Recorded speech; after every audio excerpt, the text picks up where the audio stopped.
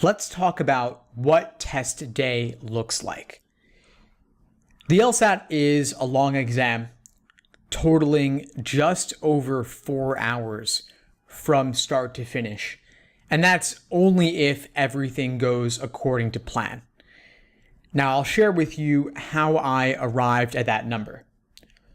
We've got getting started, basic housekeeping stuff like they read you the rules, you bubble in your name and your address and your social security number or other documentation and all that sorts of stuff. You have to fill out a certifying statement in cursive stating that you won't cheat. That all probably takes around 30 minutes. Then you have the 4 scored 35-minute sections, which by my math would be 2 hours and 20 minutes. That's 2 logical reasoning, 1 logic games, 1 reading comprehension. Then you have 2 unscored 35-minute sections, which would be 1 hour and 10 minutes. One of those is the experimental, which could be any of games, reasoning, or reading comp, and it could appear anywhere in the first 5 sections. Then after you do the first 5 regular sections, you'll have the writing sample. So far we've got 3 hours and 30 minutes of content plus 30 minutes for the housekeeping stuff.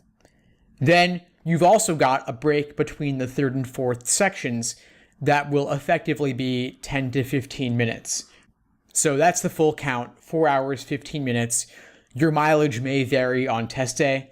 Sometimes the proctors don't know what they're doing. They can't find the booklets. And so if that sort of stuff happens, you might be there much longer.